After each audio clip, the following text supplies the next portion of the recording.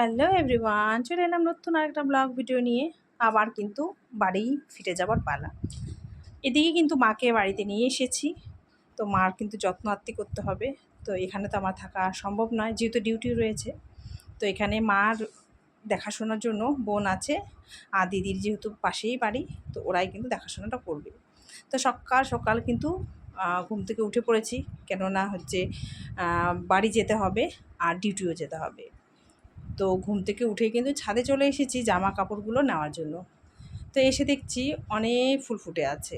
তো সব কিন্তু ফুল গাছ মা লাগিয়েছে। তো মা কিন্তু খুব শখ গাছ লাগানো আর কি। তো দেখছি ফুলও ফুটে রয়েছে, তাই একটু ক্যামেরা বন্দি করলাম। তো চলো পরিচয় পর্বটা সেরে নিই। Welcome back to my channel লিপিসি ব্লগ। সকলে কেমন আছো? নিশ্চয়ই ভালো আছো।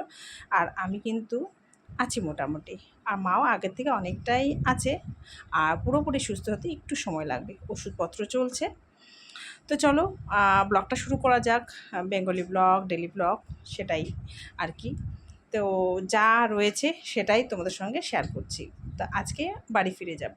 তো মোটামুটি কিন্তু এক সপ্তাহ হয়ে গেল বাড়ি যাচ্ছি না। তো মিডিলে একদিন গিয়েছিলাম, কোনোরকম শুধু রাতটা ছিলাম, আবার সকালবেলা কিন্তু চলে এসেছিলাম, তাই আর কি। আর বাবু কিন্তু বাড়িতে রয়েছে একা, সেই অনেক দিন হয়ে গেল। ও ফোন করে বলছে বারবার, কেননা মাও নেই, বাবাও নেই, আর মনটা ওরও খুবই খারাপ।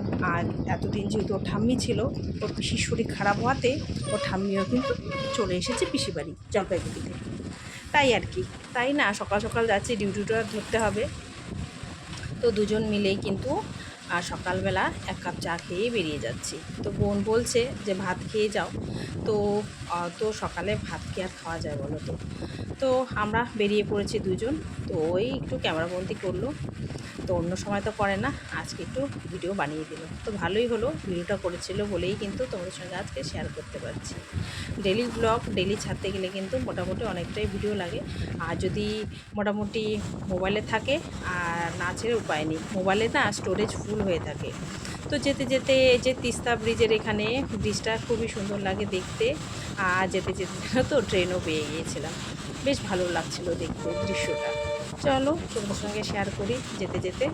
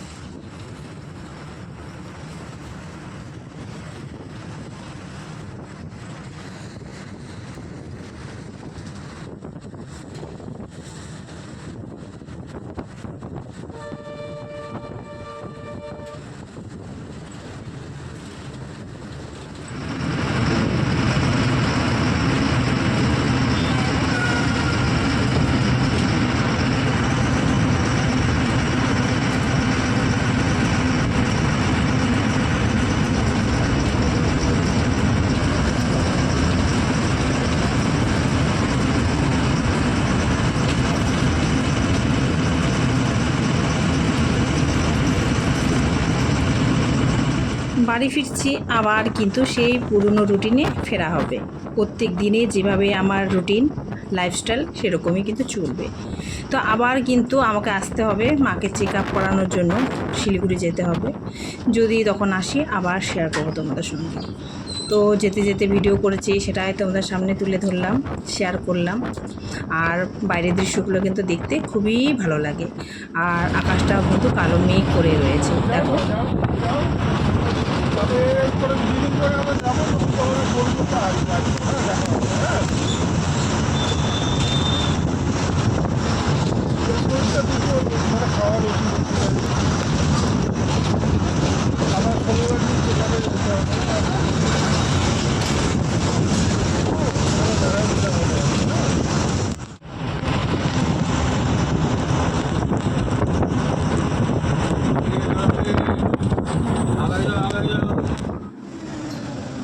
চলে এলাম লাটাগুড়িতে। তো লাটাগুড়ির ফরেস্টটাও দেখতে খুবই সুন্দর লাগে। আর চারিপাশটাও কিন্তু খুবই সুন্দর, চারিদিকে লজ। চলো সেটাই তোমাদের সঙ্গে শেয়ার করি।